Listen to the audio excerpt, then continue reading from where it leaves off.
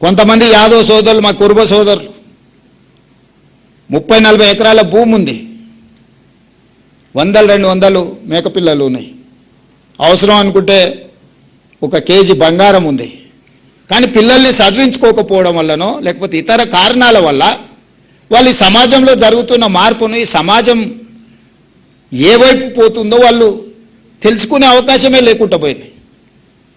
కానీ because of reservation, because of other aspects, neglected communities నుంచి వచ్చిన వాళ్ళు మంచి ప్రయోజకులైన డాక్టర్లు, ఇంజనీర్లు అవ్వడం వల్ల ఈరోజు సమాజం వాళ్ళందరినీ గౌరవిస్తుంది. సమాజంలో ఆస్తులు ఉన్న వాళ్ళు చాలామంది వచ్చి వాళ్ళకి నమస్కారం పెడుతున్నారు. వాళ్ళ దగ్గర అవసరానికి వచ్చి చేయి చేస్తున్నారు, మీరు సాయం చేయండి సార్, మీరు వైద్యం చేయండి సార్, మీరు మా పిల్లలకు చదువు చెప్పండి సార్, మీరు కలెక్టరో లేకపోతే మీరు ఐపీఎస్ఓ అయితే వాళ్ళ దగ్గరికి వెళ్ళి మా ఈ సమస్య ఉన్నది పరిష్కరించండి సార్, మా గ్రామానికో మా కుటుంబానికో అని చెప్పుకుంటున్నాం. కానీ కోట్ల రూపాయల ఆస్తున్న వాళ్ళ దగ్గరికి ఎవరు పోయా ఏమీ అడగడం లేదు. ఎందుకు అంటే వాళ్ళకి విద్య లేకపోవడం. అందుకే మిత్రులారా, ఈరోజు రాష్ట్ర ప్రభుత్వం స్పష్టంగా ఇల్లు, పెన్షన్, అసైన్మెంట్ భూములు ఇవన్నీ మీ జీవితంలో సమూలమైన మార్పు వస్తుంది అని నేను ఆశించడం లేదు. అవన్నీ ప్రభుత్వం చేయాల్సిందే, చేస్తుంది. ప్రభుత్వం ఆదాయం పెంచాలి, పేదలకు పంచాలి అనేది మా ఆలోచనే. కానీ ప్రతి తరానికి ఇదే చేయాల్సిన పరిస్థితి. ఒక తరంలో నేను ఒక డాక్టర్నో, ఒక ఇంజనీర్నో, ఒక ప్రయోజకుని తయారు చేస్తే ఇంకా భవిష్యత్ తరాల కోసం ఈ ప్రభుత్వం వైపు చూడకుండా వాళ్ళని ఈ సమాజంలో సొంత కాళ్ళ మీద నిలబెట్టగలిగిన పరిస్థితి వస్తుంది. ఆ నిలబెట్టగలిగిన శక్తి మీ దగ్గరనే ఉంది. ఆ నిలబెట్టగలిగిన శక్తి ఇక్కడనే ఉంది, ఉపాధ్యాయుల దగ్గర ఉంది. బడ్జెట్ ఖర్చు పెట్టట్లేదా?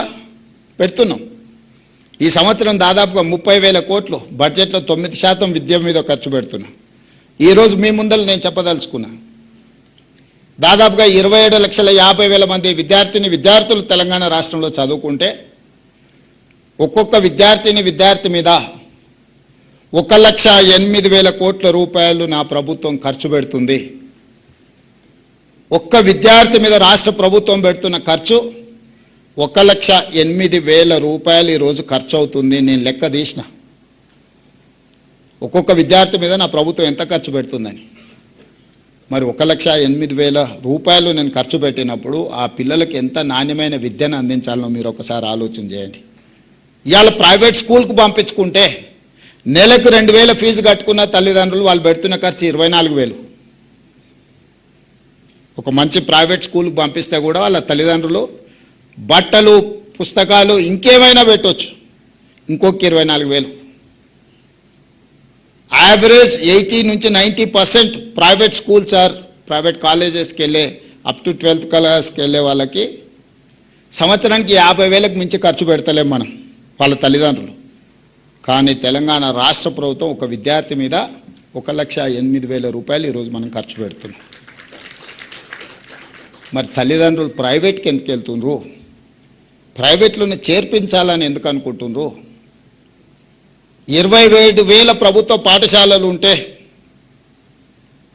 ఈ 3 సంవత్సరాలలోనే మన పిల్లలు పెరగడం మొదలుపెట్టి 2014 నుంచి ఎవ్రీ ఇయర్ డౌన్ఫాల్. ఇంతకుముందు యోగిత డేటా చూపిస్తుంది. ఎవ్రీ ఇయర్ 50,000, 60,000, 70,000 పిల్లలు dropouts from government schools. Last 4 years graph పెరగడం భారతదేశంలోనే, నాట్ ఓన్లీ ఇన్ తెలంగాణ.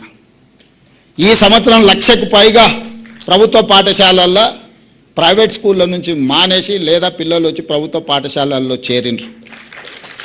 28వ స్థానం ఉన్న తెలంగాణ రాష్ట్రం విద్యలో 18వ స్థానానికి వచ్చింది 2 సంవత్సరాలు మీరు కష్టపడితే దేశంలో.